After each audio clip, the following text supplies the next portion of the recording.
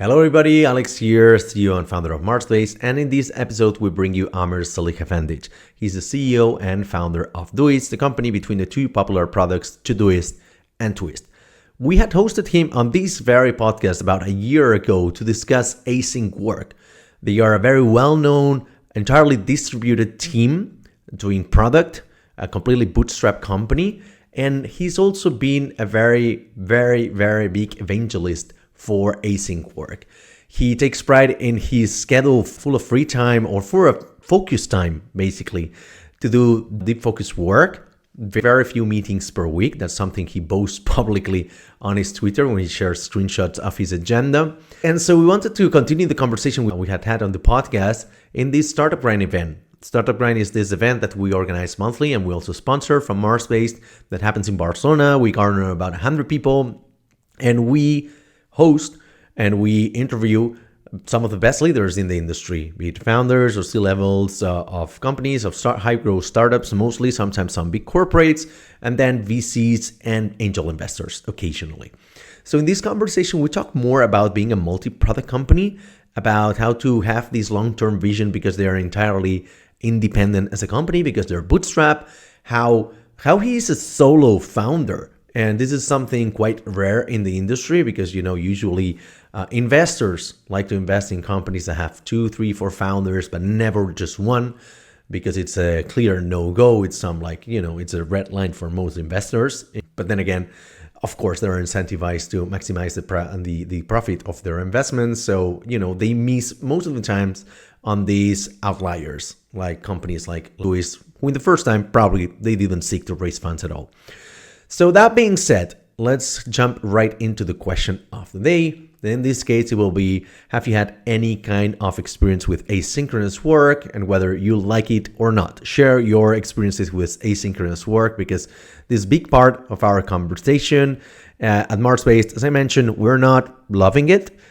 We have implemented it. We implemented it 2 years ago and, we have had some learnings that if you are more interested, just check our previous podcast episode with Amir. But otherwise, let's just try to jump right into this conversation. I think you got to turn it on. I love this. I think it's, you see, I think it's this way. Bang. You see, I run a tech company. That's how I know. I know things. Ooh, some people are coming late. How are you doing? Good to see you. All right. First off, welcome to Start Brain. There are a few things we could be talking about tonight. We didn't have a preparation chat. It's going to be casual and uninformed, pretty much like every event we've ever had. But in this case, I've got some suggestions for the title of the talk. I mean, there's obviously how to do bootstrapping, remote work, and async because you're an expert in that. But you're also an expert in turning off all the VCs because you're like, you don't say that, but I will say that. It's like, fuck VC money. It's healthier. Yes. Yeah, it's healthier to run this kind of money. You pick which one you prefer. There's also like 1 man, 2 companies, 3 meetings per week, which is more or less the way you run things. Or I'm a businessman, but I'm not a son of a bitch. Because it also defines you pretty much. It distinguishes you from most business people in the scene. Or American, we all come to work for you because you built amazing companies. Thank you for being here. Thank you, Alex, for having me. Which one do you prefer? We could start at the fuck VCs. All right. Let's go there. Let's go there. I didn't plan for that. I thought you wanted to keep like the easy one. But yeah, let's do it like that. How many times have you been welcome on stage as a rock star, by the way? Never. This is my first time, and it feels awesome. Like I want to do this again. It's amazing because it's like before when he walked in, it's like, oh, we're gonna have 100 people in the audience. It's like, oh, I feel the pressure. It's like, dude, you got like thousands of followers on Twitter. Why don't you feel the pressure there? Because I'm just like in my pajamas tweeting, Yeah. All right. Let's talk about let's start with the VC. Your company is entirely bootstrapped, and you've been advocating for bootstrap businesses, and that for a lot of people has got an ending date. Do you ever see yourself raising money for your company? Have you ruled out completely that option? What is the future like for you guys? Yeah, I mean, like we started this many years ago, and something that I never really understood. And I grew up in Denmark, so it's kind of very like different environment than like the valley, the American way of what most others are building.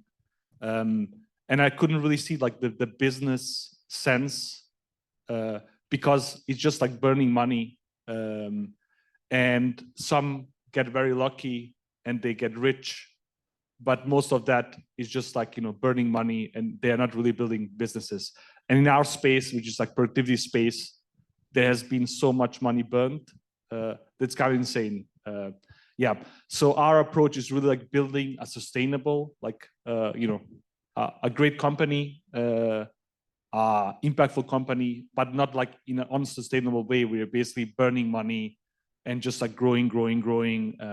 And even like right now, if you look at like some of our competitors, like for instance, Asana, they are burning a lot of money. So I think they maybe have like 500 million in ARR, which is a lot, but then they burn 800 million. And then you ask yourself, yeah.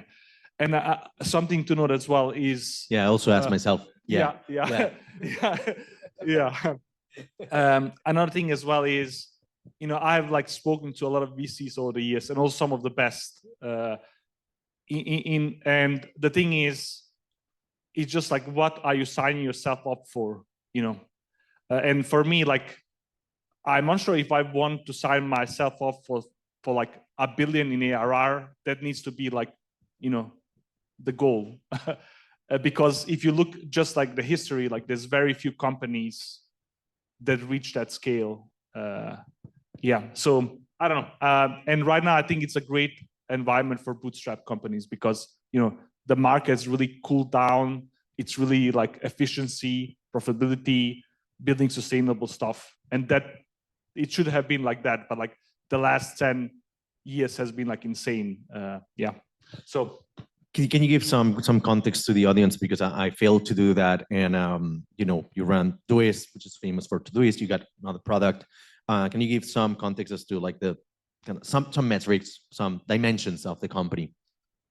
Sure. So we are like a fully like remote first company. We have about 100 employees and about like 20 million in ARR.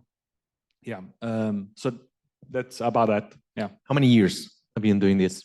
I mean, I started to do this in 2007, and the company was incorporated maybe in 2011, something like that. Yeah. So for 16 years. Why did it take that long? Like 4 years to incorporate? Because it was a side project. Okay. Yeah. Okay. Yeah. Now, the reason I'm asking is one of the epiphanies I had recently is I've been doing StartBrand for almost 10 years. And I was looking back because we want to bring back some of the first speakers. Their companies don't exist anymore. Like they haven't done anything wrong, but it's the VC game. Some startups, they just, they go south and they don't recover. I was like, oh, this company still exists. This one doesn't. This one shrunk back to 3 people only. This one, about to shut down. Whereas bootstrap companies, they seem to be around for longer, precisely because maybe we come across as not very ambitious. We're here for the long term, man. So what do you have to say about that? When people say, you're not ambitious, you're not raising funds. I mean, it's a marathon, not a sprint. And like a lot of for instance, like Wunderlist, who was a big competitor of ours, got bought, I think, by like Microsoft, 200 million. They shut them down and kind of ruined the product. Yeah, so, like we survived by just, like not being acquired. Yeah, which maybe, like, okay, 200 million could be very nice, but also we are still in business and we are growing our business while they are dead. There's something about the whole narrative of startups have been owned by VCs, right? And so the whole idea of move fast, break things, go big or go home, fail fast, fail often, all of these shit mantras. Probably they were created by Mark Zuckerberg and the like, but they were echoed by the VCs, which are people who have never created a company in the first place, most of them. But the second thing I wanted to point out here is, of course, they are incentivized to make you go fast, because if you go fast, you burn money faster, and then you need their money even faster, right? So while it can look good to cash out on a couple million in an early exit, you can do so in a longer period of time by having a bootstrap business that pays dividends. So was it intentional that you never raised money, or just kind of like you realized after 10 years of like, oh, fuck it, we never raised any money? I mean, it was very intentional, because initially, like in maybe 2008, I actually talked with like a very famous VC firm. Like we had insane growth in the beginning. And one of the first things they wanted to do was like replace me as the CEO. And honestly, maybe it could have been a good call to do, because yeah, like I was very technical and like not, very CEO-y. So yeah, and at that time, the VCs had a lot more power than they have right now. Yeah. So that's why. And then like, as we kind of just like got the business started, like, it just never actually made a lot of sense. Yeah. But the thing is, the downside to running a bootstrap business, it takes longer to do shit, right? So your competitors might be running faster. They can also crash and burn faster, but you're always being surrounded by people who say like, oh, you got to be the first in the market. You got to conquer the market before others do, right? So how do you keep yourself from feeling, like you're not running enough, or how do you convince yourself that the long-term strategy is actually to be slower than the rest?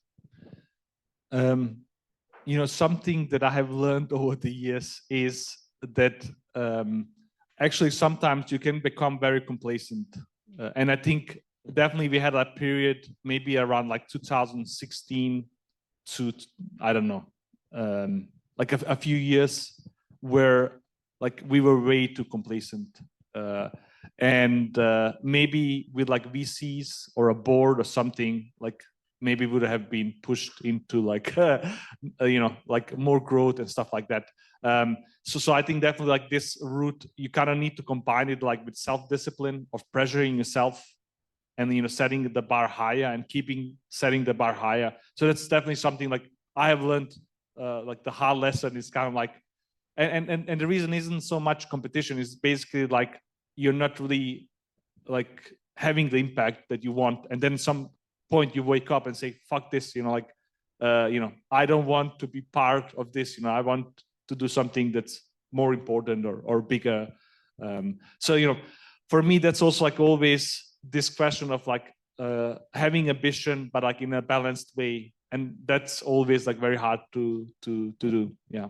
But when you say complacent, what happened exactly? Can you elaborate on that? What happened? How did you measure it? How did you find out? Yeah, I mean, so that's kind of like you find out like afterwards that, yeah, like we could have done this much, much better if we have known. I mean, for instance, like for us, like getting any kind of analytics took us a long time. So that means like we were not even like, data driven or like analytics driven. Like we were not even analytics aware.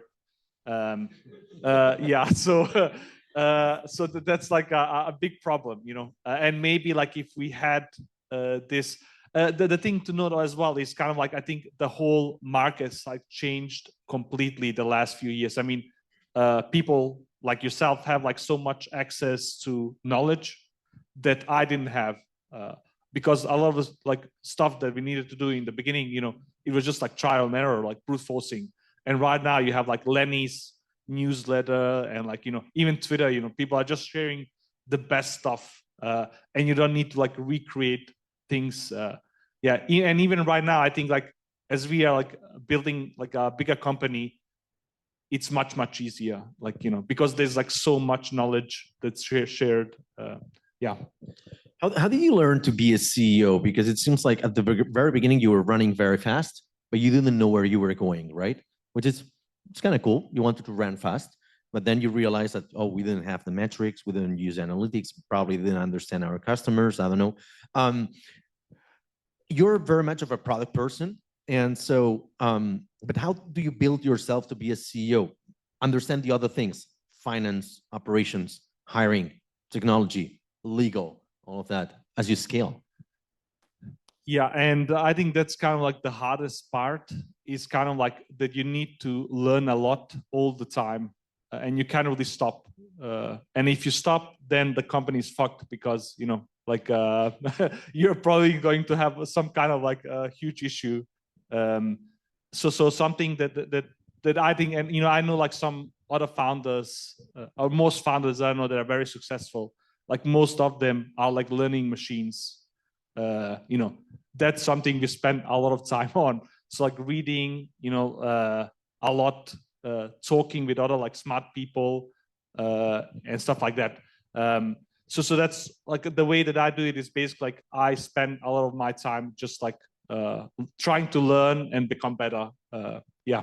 But you also share a lot. Like, you're very active on Twitter, but always sharing what you're building, with videos of what the new features, your thoughts on AI, your code, your marketing campaigns, things where you fucked up, and your blog posts. You used to write the blog posts of the company for many, many years. I don't know if you still do, but you were doing it for so many years. And one thing you've done particularly well, and I admire you for that, you've created a community, kind of like a tribe, if you will, around your company. And was that also intentional, or was that something that you have gathered and found out, like, wow, look at these people, like, where do all these fans and followers come from? I mean, honestly, like for me, it was very natural. Like when I started to develop, I was still at the university. I had like a blog, and like I would just like go in and like post every day almost of stuff I did. And I'm actually unsure why. Like it's just like sharing stuff, and like and eventually that became like very popular. So maybe like advice here would be that actually, like having a more open, like building in the public, like Mandy Indie hackers do, is actually a very good strategy. And even right now, like at our scale, people actually appreciate if I share like the internals of, like, I go design or some code or like whatever it is, like like having transparency. And also, like, I mean, for us, it's kind of like we want to be transparent and with our community.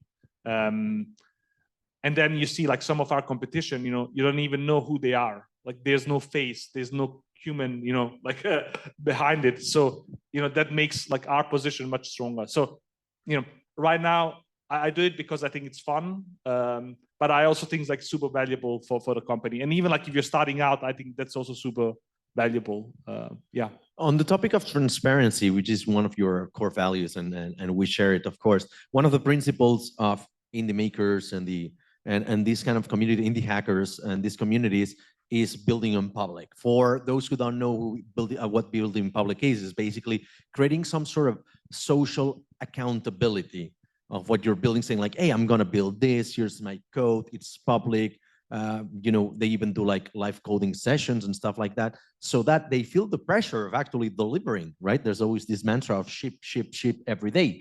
And so maybe that's a replacement for the board that you didn't have, or that you don't have, this sort of social accountability of, oh, I've announced this new feature, now we got to go and fucking build it because it's going viral on Twitter. Yeah. And I think like one of the best things about having like a bootstrap company is like, your board is your customers. And honestly, like we have like I think like over 50,000 on Reddit, like the Reddit to Doist community. And it could also be like very interesting, like because if you do a fuck up, like they are going to let you know, and there's going to be a thread there. Okay, we will not post this video on your Reddit. We will not hijack it. But but it's really interesting. So do you actually get also analytics from the social media and the reactions to what you're posting because on your personal profile? Yeah. I mean, we get a ton of feedback, and I think that's the best thing about building in public or like sharing stuff, is you can kind of have feedback, especially as you build like a community or an audience. So that's definitely like a super trick that is useful. One thing that we can all learn from is also how you run your personal schedule, right? You're very vocal about not having meetings. You have very few, if any, recurring meetings. You got some direct reports, and maybe you got one recurring weekly meeting or two. But usually for a CEO of a company of over 100 employees, it would be a full week tramp of meetings all day long from 7 a.m. till 11 p.m., something like that, something crazy. And you share screenshots of your Google Calendar. It's like, I got 2 meetings this week. Like, how the fuck do you do it, mate? I mean, that's something like that we have promoted a lot. And honestly, like we have stopped promoting that much. Like I told you, like initially, and it's like asynchronous communication. So most of our communication inside the company is like in written form. And there's like a ton of that. So I read a lot.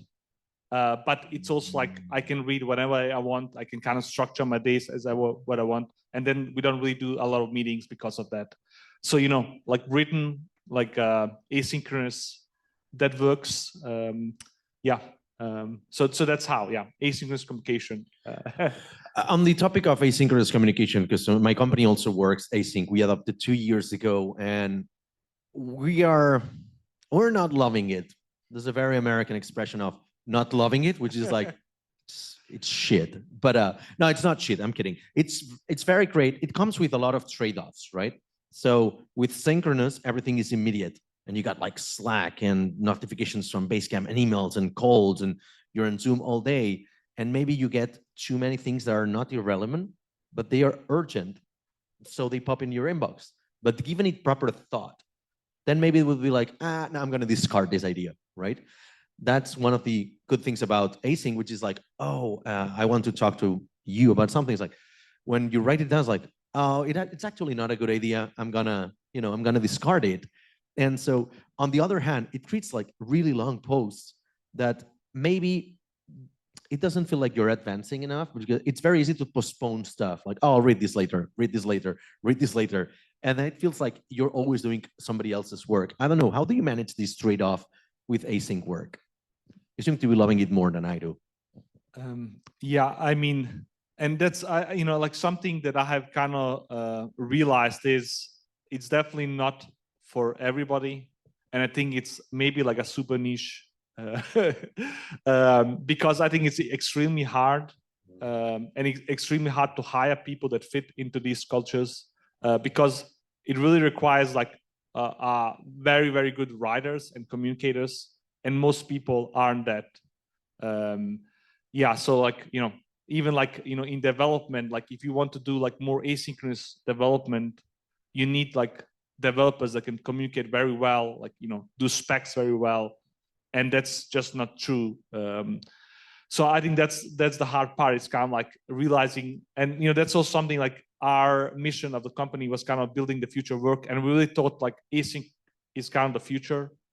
I think maybe it's the future for like the minority, unfortunately, because I think there's just like a huge barrier. And maybe, at some point we can get there, but like we are very, very far away from that. So that's why like I really cherish our culture, but I also think it's like an extreme one. But I feel you when you say that you think that async is the future. I think it was the future when everybody was doing remote, right? 2020, we're forced to go remote. Everybody goes remote. Everybody's loving it. And all of a sudden, somebody says, oh, we got to go back to offices because we're paying for the offices and everything's back to normal. And all the companies that lured talent by saying we're remote, we love everything, and they took away our talent. Now they're like, nah, remote didn't work, just go back to the office. And you're like, I live 3 hours away from a fucking office, I cannot go to the office, right? They're forcing people to relocate, otherwise they get laid off. Do you think it was a tactic to help them to attract talent in very competitive times, and now they're kind of like reverting it because they have to lay off people? Or am I just being too paranoid here? I'm not sure I think like there was a lot of like excitement. I just think like the sacrifices you need to make this work are very, very severe.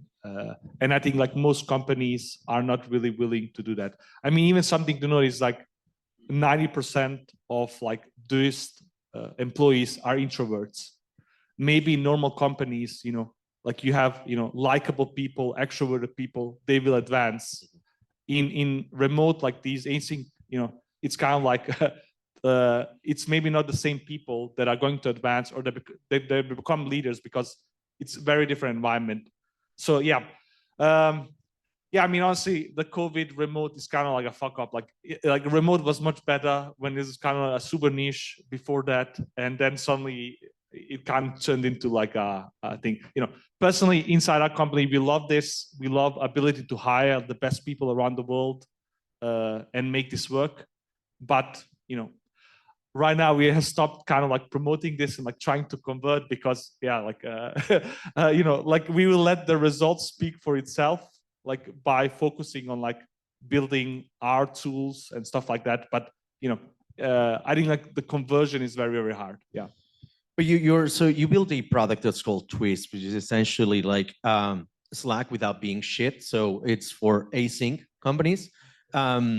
It's very toxic. I'm sorry. It was gonna be a very opinionated talk. You know him, you know me. So, but the thing is, you in that blog you wrote something exceptional. Your team, I don't know if you were involved in that blog post or not, but something exceptional is how to be more inclusive within an async environment.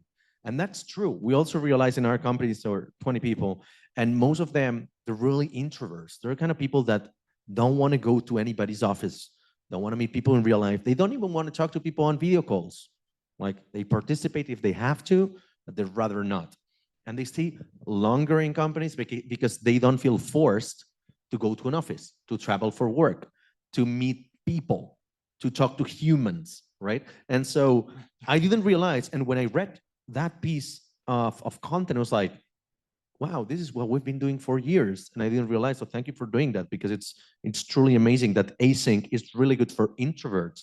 They have some companies where they can work and feel comfortable and included.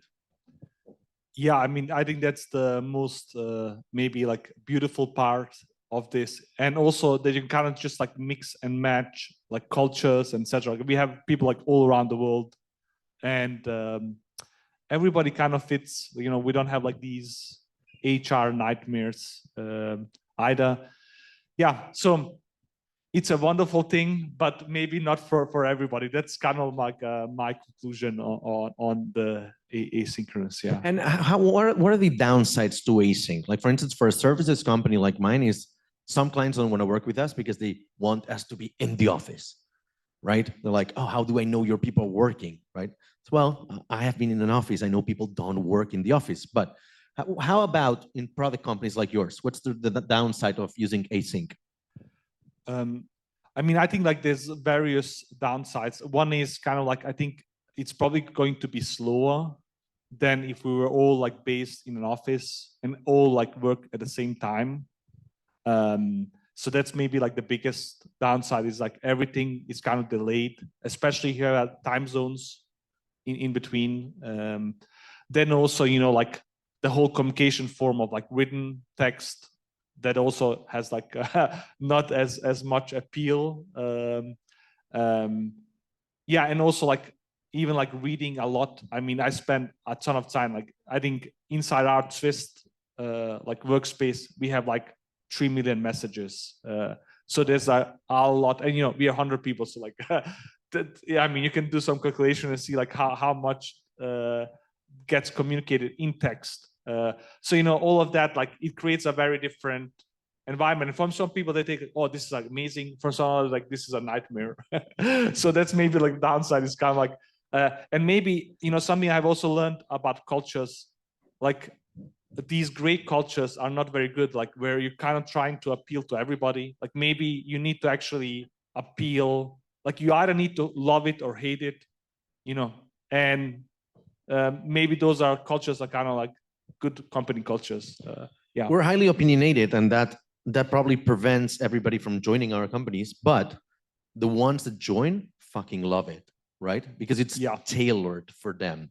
But one thing I don't agree with is you said we're actually slower. In async environments, probably it is slower to reach consensus, and to make decisions because of, oh, I got to wait for somebody else to chime in and share their opinion. But if they're given the work, if they are not part of the decision, then it works as a continuous shift, right? It's like I finish my shift and then you pick up where I left off, somebody else picks up, like as if it were a night shift, something like that. And we found that for production, it's extremely productive and you can be like really efficient. For decision, it is indeed slower because, I have to give it some more thought. I will sleep on it one more night. And it's like, I wrote this 3 pages article and nobody's reading it, of course. but yeah, so let me challenge you on that. But otherwise, I think it's pretty good. How about the return to office? Have you found that as an expert in the industry, because you're also very opinionated on remote work, distributed teams and all of that, what is your opinion on everybody else calling the back to office? It's amazing for us. It's amazing for you. Why? Yeah, it's counterintuitive. I know why, but we can hire the best people.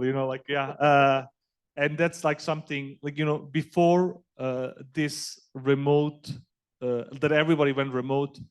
We would do like a job ad. We would get like thousands of applicants. Then like COVID hit and everybody moved remote.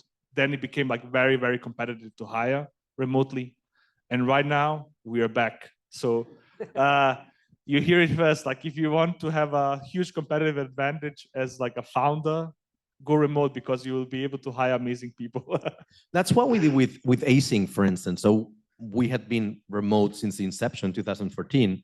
And in 2020, we're like, fuck, we're not getting applicants because now everybody is hiring remotely. We're losing our edge. So we adopted Async because we're like, nobody's doing Async. This is going to be the next cool thing, right? And so part of our philosophy was to do Async. But and then we saw that some people were applying because they're like, oh, you're the only ones doing Async. That gave us an edge. But now that there's back to the office, we don't need the Async anymore to hire. So I feel you there. So. Yeah.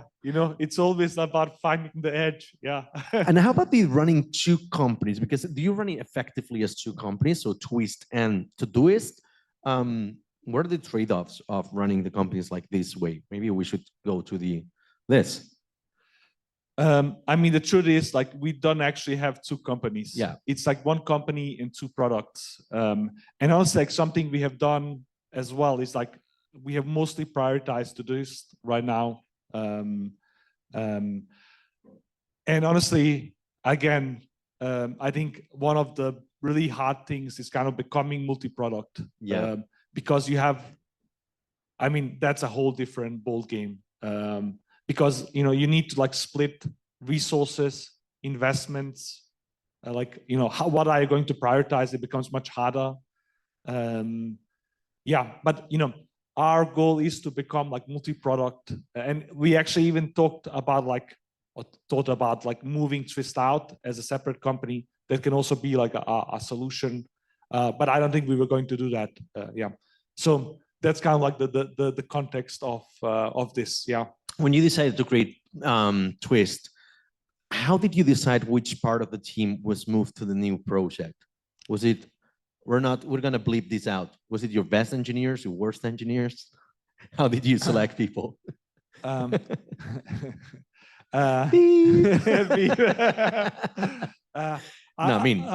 seriously. I think, like, honestly, like, I think if you have this position where you need to start a new product and you have another product that's already working, you should like hit yourself in the head and like be sure that you are thinking straight, because I'm not sure if it's a very good idea, honestly, because like it's very hard to balance. And even, saying, okay, you put your best people on this, then your other product that's already successful suffers.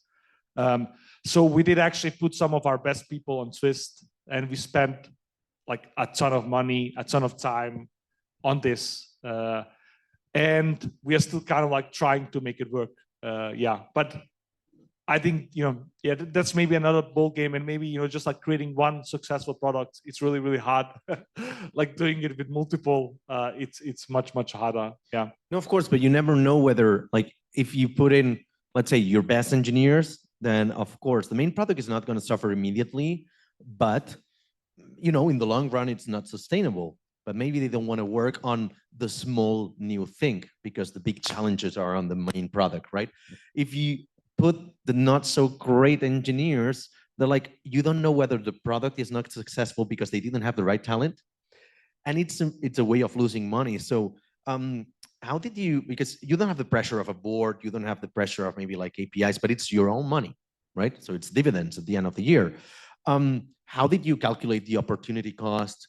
What was the initial investment like, more or less? Give a ballpark if you want, of how much money you wanted to invest to see whether Doist was flying or not. Yeah, that's a very good question. And the thing, I mean, honestly, we have burned a lot of money, I would say millions. Wow. On this, and we have still not recuperated our investment on this. And that's also something to note is I think building successful products is incredibly hard. Finding product market fit, incredibly hard. And I think over time it has become much harder. So that's something, we have so many great people, we have so much experience, and it's still super hard. I heard some phrase saying it's catching lightning in a bottle. Yeah. So that's also something, and I'm not sure how you could do it easier. I don't think there's any formula, because if there was a formula or something you could do, then everybody would just follow that, and everybody would have product market fit and growing products. And yeah, it's just a grind, regardless of how much experience you have, it seems, for me. Yeah. And what is the strategy to kind of do you cross sell the product? Because one product to do is a generalist software. It's pretty much, or everybody in the room could use it. Whereas Doist is something very specific. Probably my company, you could use it. That company of that gentleman over there could use it. And that's it, right? Because it's a very specific for a very strict niche. So you have a super generalist software and something that's really specific. Is there some correlation? Do they complement each other? How do you cross promote them? What is the strategy to help each other grow? That's another hard lessons learned. There is no strategy. There was a strategy. It was not a good strategy. Okay. What way was it not? So honestly, something I would do, and I would actually recommend any of you that are starting your own businesses or whatever, is kind of you really need to think hard about what is your mission. That's one, and align everything around that. And the thing is, we didn't really have a clear mission, and then our mission kind of became building the future of work, which is asynchronous and remote. That's why we kind of went into Doist. But then we kind of have Doist, which is project task management, and it kind of does not really fit well. And then another thing is as well is we have so many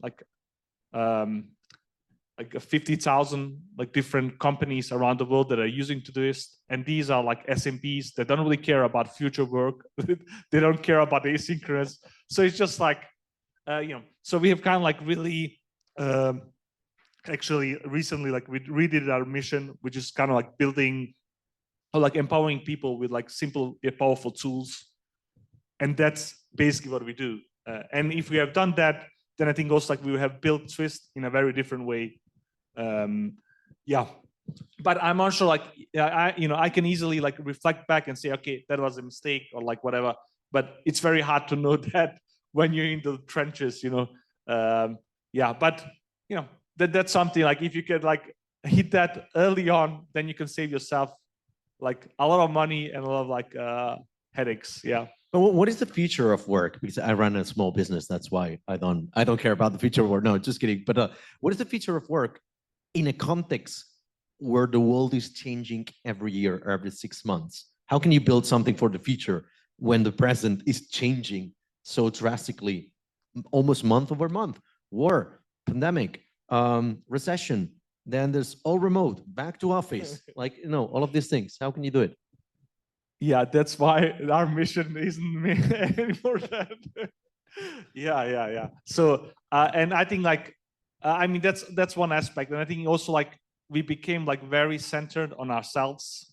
And, we thought like, okay, asynchronous, this is the gift to the world. And maybe it's like gift to some, and it's like a niche. So I think also like, I mean, I know, like, I think very critical learning experience for me was kind of like, it's really about the customer, empowering the customer, understanding them and their context.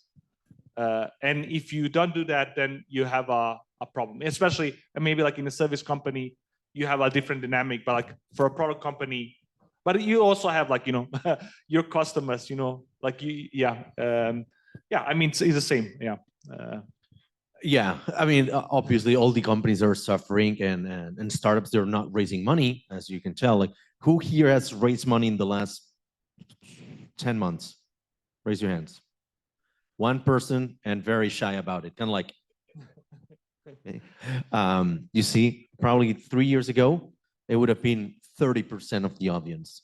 That's how it used to be, right? It's very harsh. Even corporates laying off, like everybody's laying off people, everybody except TravelPerk, of course. But no, but if you take a look at, Domestika, 5 rounds of layoffs, Typeform, huge layoffs, all of these are global, huge layoffs, and everywhere, but the big corporations as well. So the future is changing so rapidly that we have to adapt. So my next question is, you've been doing this for so many years, and one of the things I struggle with is we're companies without employee turnover. We don't have rotation.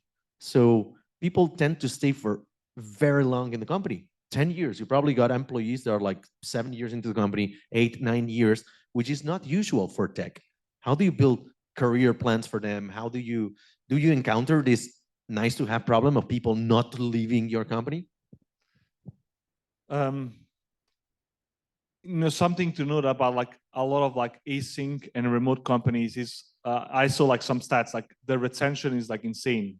Like almost nobody leaves, and that is also a problem, because it there is again like complacency can easily be built, or like people are not growing.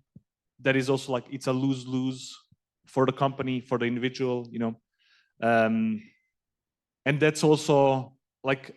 And actually, like this year, especially, like I have been much more like driven to, move the company to like the next level, and pressure everybody around, because I think that is what kind of triggers growth, like personal growth. Like if you're just like, if you're flat, if not like pressured, I don't think you're growing a lot as individuals, not only as a company, so that's maybe also something like as a bootstrap company, it's kind of very chill.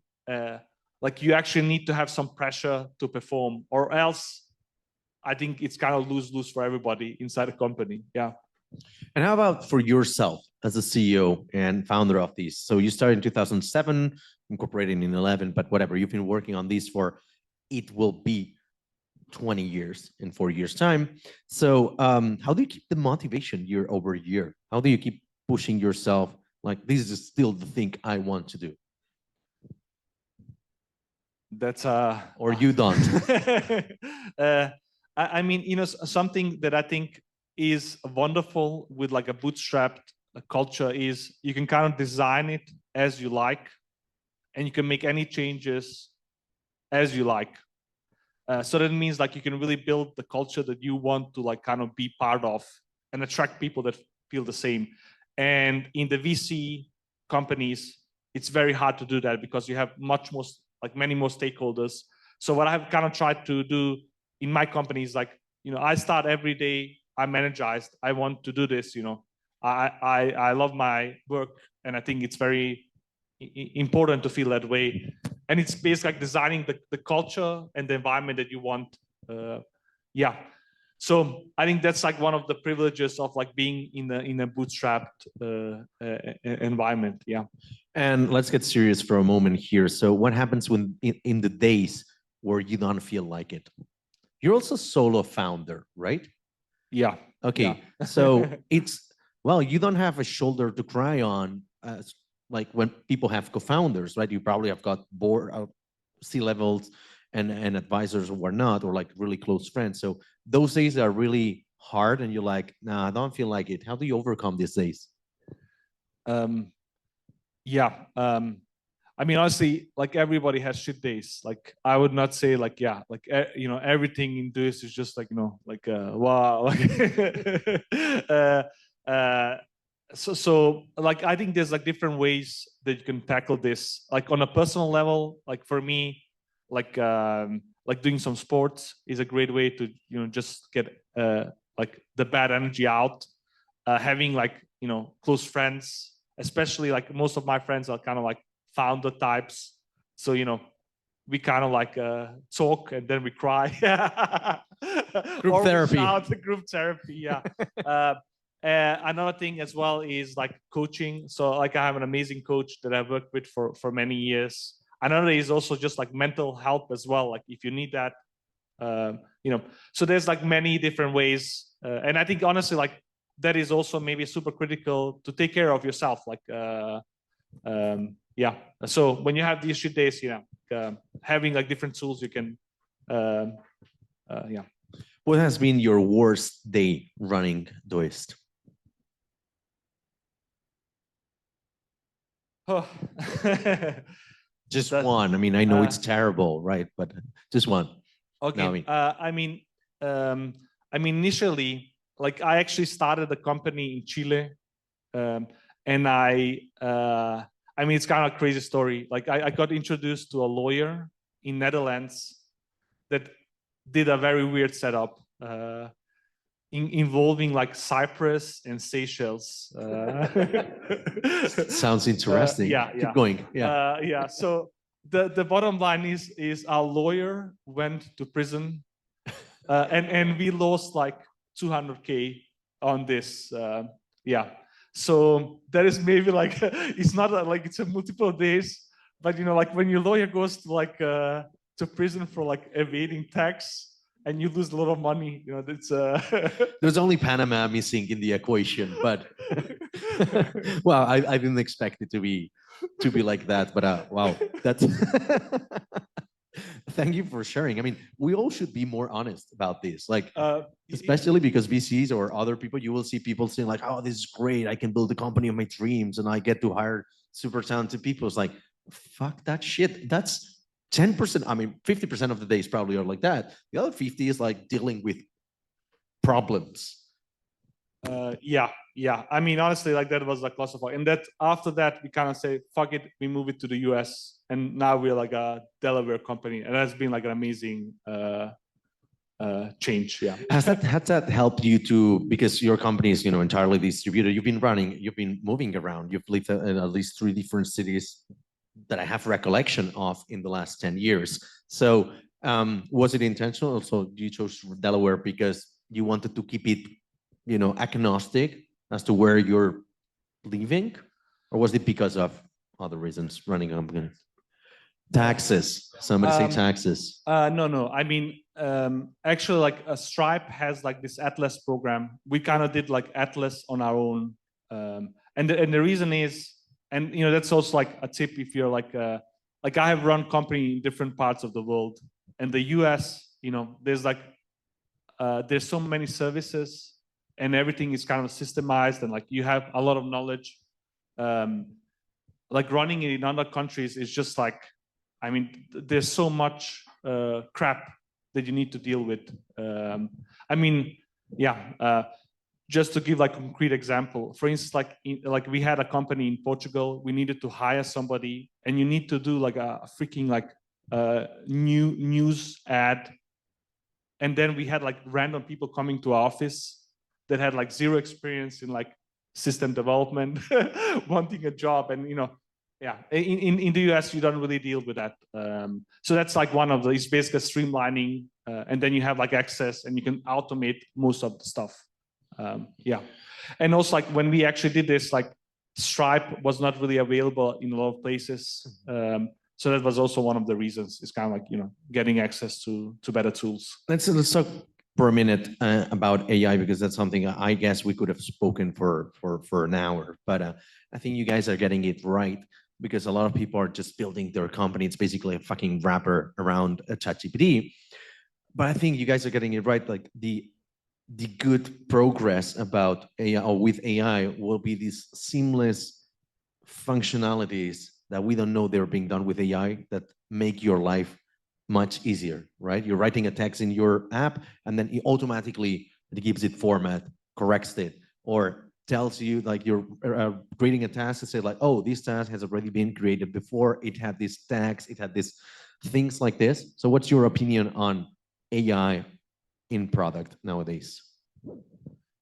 I mean, that's a great question, and There's only great questions yeah, here. yeah, and a hard one, you know, I think like we have had different shifts. Like I think mobile shift was a very huge one, where like suddenly you needed to actually become very good at mobile.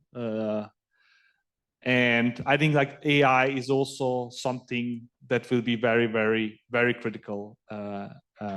And right now it's kind of like, it's very hard to actually do it right. But I mean, for instance, like some of the products, like Google Photos is a good example. That's kind of like, if you don't have AI, if let's say that you're creating like a Google Photos competitor, and you don't have like AI tagging of people, would you even like use that? Probably not. And maybe like a lot of our products right now like don't really include a lot of intelligence. I mean, even, you know, Todoist right now, it's kind of very dumb. Gmail, very dumb. Like most of the stuff that we use is very dumb. But actually, if you add intelligence to them, like for instance, Google Photos is a great example of that, then it makes like a huge, huge difference. And it can kind of save people a lot of like grunt work. So that is how we look at this, is kind of like, how can we actually, you know, just insert intelligence, like remove grunt work from people. And the last question before the stupid last question is, as a CEO, as your company grows, you get a lot of spam. You get people coming with projects. I want you to collaborate. I want you to become the mentor of this acceleration program. I want you to be the mentor of this whatever university challenge and the jury of this startup pitching competition. How do you deal with all that nonsense? So I have an amazing like life hack that works in many, many different ways. So like the inventor of this is Derek Sivers. Yeah. He's like an author and also a founder. And it's called the Hell Yeah Principle. So share it. Yeah. So like things should either be like a hell yeah or a no. So if you're kind of like, yeah, this looks kind of nice, then it's a no. So that's how I do a lot of my decision making. Is like either I am committing to something and I'm super excited about it, or it's a no. So like on conferences, I only do like a few per year, maybe like one or two. And same thing is like all other stuff. Like, yeah, it's just like, yeah. So that is like an amazing way. Yeah. Okay, no, that's good. That's good. I heard another version, which was it's either a fuck yes or a fuck no. Right. Yeah, but yeah. This is a more civilized. Exactly. And the last question, this is the signature question of Startup Grind, is what is your useless superpower? That's something that's fucking useless, but you do it very well. You do it every day, but it's useless. It's why do I know this for? Right? Why do I do this all the time? And it's useless. What's yours? So something that like I have done for many, many years is like I'm really a fan of like strategy games like StarCraft, and I know a lot about it, and I still watch like Korean pro StarCraft scene grow. How many hours per week? I mean, honestly, it's a few hours per week. It's kind of like, you know, just like when I want to relax, I kind of watch that, and it's like it's very relaxing. Do you know the shortcuts to StarCraft, to like doing all the actions? That would be a useless superpower, I guess. I mean, like, yeah, I have played a very high level in Age of like Kings and StarCraft as well. Yeah, so yeah. All right, that's a good one. Yeah. Ladies and gentlemen, give it up for Amir. That was amazing. Thank you. All right, that's gonna be Q&A. with this thing over here. We're just gonna bounce it around. Oh, there's a lot of people actually. Thank you for coming. Questions. There are some rules to the questions. One question per person. Say your name. Don't pitch, and just be cool because you're amazing. All right, there you start. Boom. I think it's the other way around, but I don't know. Yeah. Does it have a microphone? It has a mic. Yeah, it has a microphone. Yeah, sorry, I Really? failed to mention that. Is it on? Yeah, I think it's on, right? No, it's not on. Yeah, yeah. This, I think it's. No. It's not on. Or? Not on? Oh, okay. It is on. Okay, it's on. It's you so my against the name wall, mate. My name is Vlad. The question that I have is, how did you approach marketing in the early years? And what would you make different if you were to bootstrap a project right now? No easy questions. Yeah. I mean, something to note, and I think like that is always like we talked about, is like trying to find an edge. And also in marketing, like I think you need to try to find an edge. So for instance, like initially, where today's got a ton of users is like getting promoted on Dig. I'm not sure if anybody remembers Dig. And like a live hacker blog. And I kind of like hacked that or like tried to like, you know, I chatted with a journalist that kind of worked on live hacker and stuff like that and really pitched them for a long time. And then they featured Doist, and it was like a life-changing event for the company. Yeah, so maybe like that is something like guerrilla tactics, you know, like trying to think out of the box and not thinking, okay, you know, let's buy some Google ads because everybody can do that. It's not really very interesting. So maybe right now, for instance, like some kind of like weird Reddit community could be one, or like trying to build your own audience. I don't know. I mean, yeah, I would need to go in and like think, but like I think being creative could maybe be the best advice.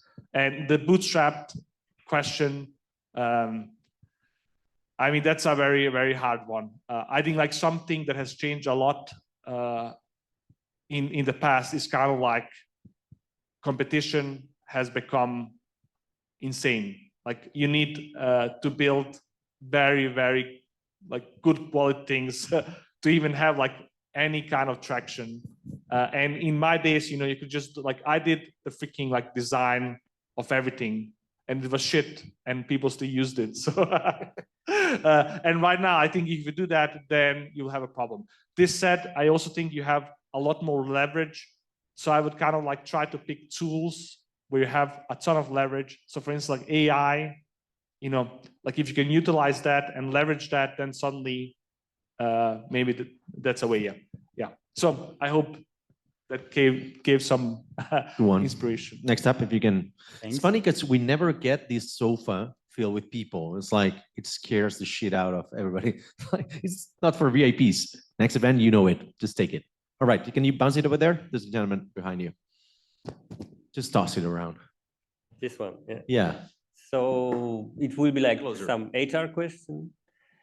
You showed us like two sides of the business from the people management perspective. You say from one side that people don't leave, and then you say that it's harder to attract new people. It means that you only grow. How it works for you? Do you really keep those people? Is it, or because we know that there is a big rotation usually in the business, no? So something to know, like that comment was the COVID period. So basically, like there was a dip where a lot of companies went remote, and then suddenly the market became very hot, and it was very hard to hire. Right now, it's kind of becoming cold again. Thank you, all the office lovers. Thank you, real estate realtors. So yeah. That wasn't the question. The question was how it the reality in the company is. Do you really keep those people, or do you see the core of the people, and then there are some people like circling around? So our retention rate, I think, for the last 5 years is like 95%. Yeah. Over there, behind you. It's always behind you. I want to ask a simple question. But for the first, I want to comment about we are like doing Jon Stewart thing on Apple. We are in Travel Park, who are famous for bringing people back to office. I know. Yes, if nobody's reading the news or these email sequences from weekly Barcelona. My question is, why Barcelona? Your company is in the United States right now, and you're here, and you're born not here. Yeah, so like my wife is Chilean, and we need to find a compromise. Yeah, so this is like Latin enough for her, and yeah, I mean honestly, like it's an amazing city, and like we have lived here for many years now, and we really feel like it's a great place to live. Yeah, so that's kind of like we have been looking at different options, and we also lived in different places, but you know this is kind of like our home now. So yeah. Yeah. If you want the long answer on our podcast, MarsBased podcast, I need to read him, and he tells a different story. Yeah, he tells the full story actually. So I remember that one. I thought you were gonna go for that one, but more questions? Yeah, over just here. here. Oh, okay. Oh, you got them. My name's Ashton. First time here. Just wanted to quickly ask, what about legacy? Do you think about your legacy in any way, and the fact that you're bootstrapped, does that affect how you think about the future? How long do you wish to stay involved with the company? Is it until the company decides that it no longer wants to, or you feel that you can pass it on to good hands? Is it something you look at? Because I get the impression that you're very hands-on, even though you give this asynchronous approach. I just wanted to know, again, how can you sort of almost let it go, because it is very much your baby? Yeah, I mean, I think on Alex's podcast, we talked a bit about this. And I mean, something to note as well, and this is also maybe a hack that you can use, but it's a very extreme one. It's kind of like debt as the exit strategy. Most founders don't really commit this. But if you do that, then suddenly, you know, like you have a huge advantage over others that are kind of looking for an exit. So for me, it's really like, you know, that's my like legacy, and I, you know, like, yeah, I want to die doing this. Yeah.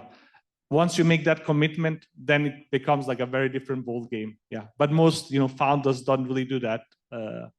But I think like it's a huge, like, yeah, you need to find your edge, and that's like a huge edge. Yeah. Wow. So philosophical. This over here. Yeah. Marco here.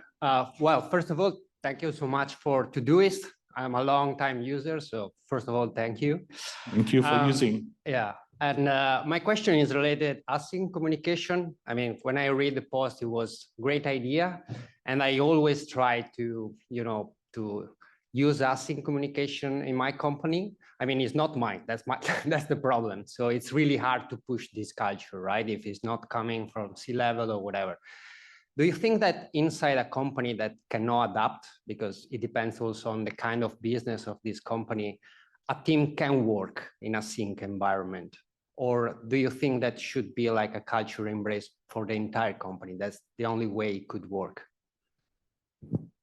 I think maybe you can do it like on a team level, most likely. Yeah, but you really need to have commitment from everybody. And yeah, I mean, if you have like a manager that's like creating a lot of meetings and you want to do async, then you have like a mismatch. Yeah, I'm unsure, Alex, if you have any.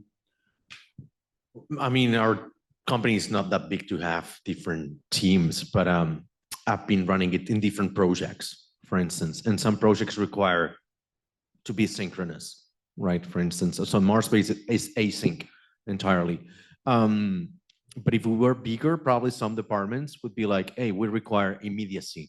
Like, I don't know, sales, for instance. Maybe sales, is that something that requires to be more like in the, we always hear this, like sales requires people to be in the room because it's about the adrenaline and all of that. I'm not sure. But other projects I run, they cannot be run async because people aren't used to working remotely in the first place. And I think you can't do async if you're not working in a distributed way, for instance. I'm not sure, like I haven't tried async in an office, but I think it wouldn't work because the office is about being there in the same place, right? And there will always be like, oh, let's get coffee now. Let's talk about this. And then you couldn't prioritize long written form blog posts or updates in an environment that is intrinsically synchronized or synchronous like an office. So I'm not sure whether that answers your question, but Yeah, give me some hope. yeah. Got a question over here, Chuck. Yeah, that's all right. Yeah. Thank you. So I checked my Gmail. The date was June 2010, and we had a product idea that required integration with a couple of to-do list managers. And so I have the list here. It's like Tada list, Todoist, Vitalist, remember the milk and a couple of others. So do you keep track of the competition and how are they doing now? The milk. That's a good one. Yeah, I used it. I think they're still alive. Yeah, I mean, we do track.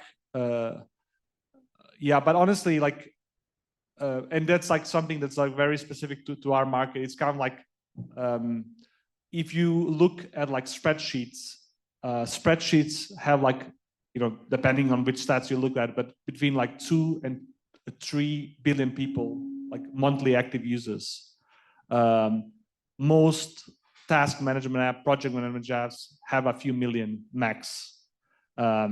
So like our competition isn't really, like other task managers. It's more like, okay, how do we actually build something on a much greater scale? So that's something that we're working on right now.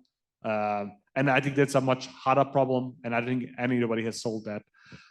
So that's one aspect. Another aspect is basically outliving the competition, because a lot of these companies you mentioned, like most of them are dead and they have not really evolved. So I think also like, being a lot of years in the business and keep like pushing, that's also an advantage as well. I hope that time for a couple more. So actually, I just wanted to follow exactly on this. So why do you think that you survived? Like, that's the simple question. I mean, I could elaborate a bit of like everything you talked about today, but the simple question is like, why do we survive those 10 years and didn't fail like the others? Given that VCs are getting money, everyone is maybe running faster, growing faster, but you're still there.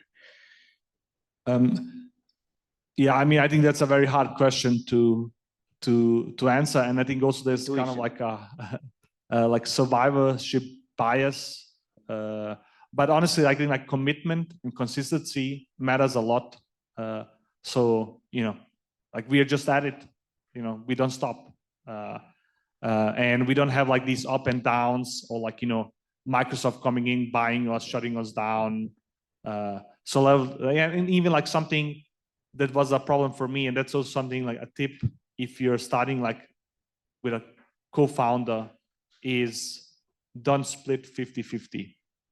That is like the worst mistake you can do. Like I think always you should have somebody that's in charge that can make the hard decisions.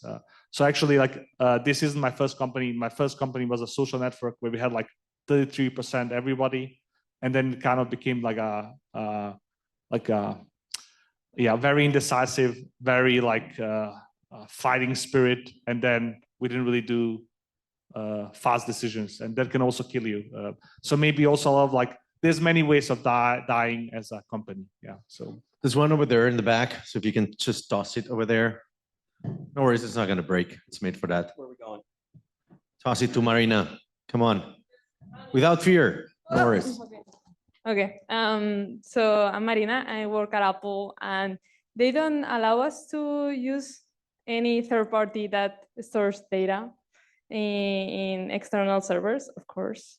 But I found very interesting how Todoist, well, I use it for personal usage for like 10 years now, maybe. Like, yeah, I'm a big fan.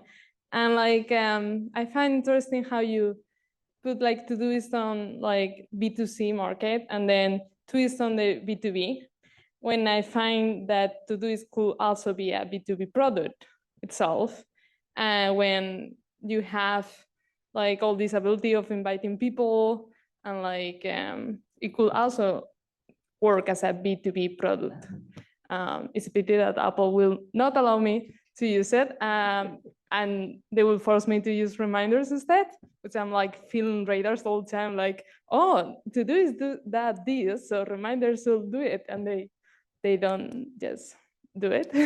But anyways, like my question was like, have you ever thought about like creating like a B2B version of Todoist within the app without like creating as different product as you did with Twist?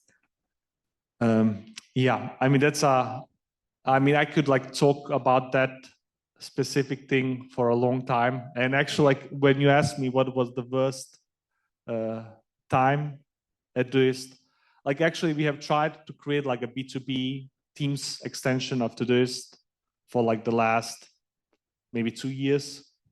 And we are like very close to launching that. But honestly, that has been a freaking nightmare. Wow. Yeah, and the reason is, and honestly, it's my fault because I built the initial models like in a very stupid way, and they were built for individuals. And then you kind of like need to add a multiplayer component, you know, for like companies and teams to use that, and then it becomes like a nightmare, especially given how much data we have.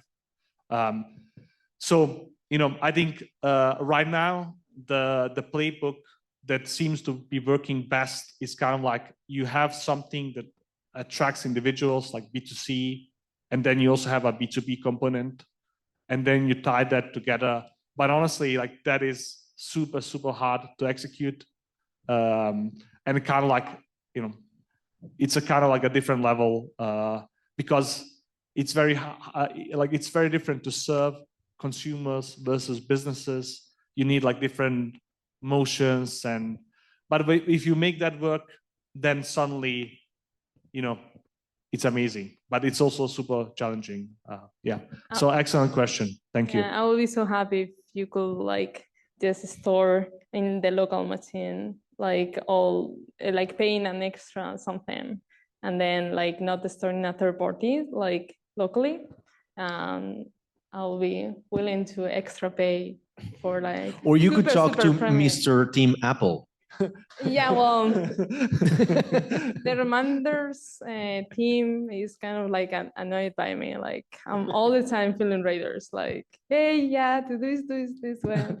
Like, okay. I remember 15 years ago when we were not allowed in my previous company to use Dropbox because it was evil, and now.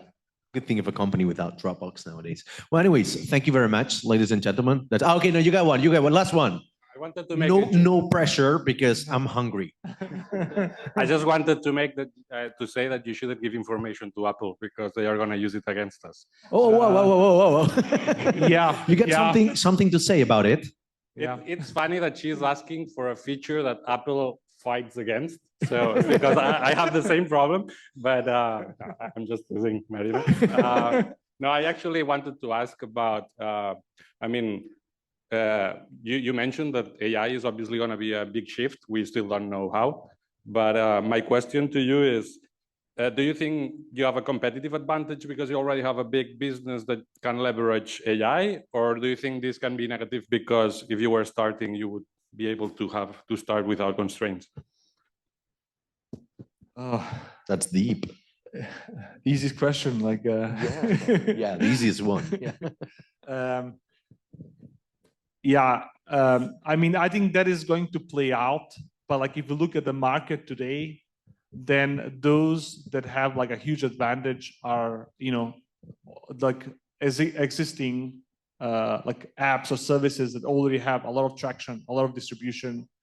So if you look at like Adobe, what they have done, you know, they are probably going to kill all the other like startups in this AI imaging space. And maybe that will play out in a lot of stuff. So from my perspective, I think we do have a huge advantage because people already have the app installed. This said, you know, this is also going very, very fast. So, you know, we will see like where this actually ends. So like if the form factor becomes like very different, then maybe we lose our advantage. But right now, as it is, like it's just like doing things better or smarter it's not really like doing it like completely different way. Yeah, but I don't know. I mean, it's still a very early field, so yeah, it will be interesting to see. We'll see what happens. Thank you very much, ladies and gentlemen. Give it up. Thank you, Alex.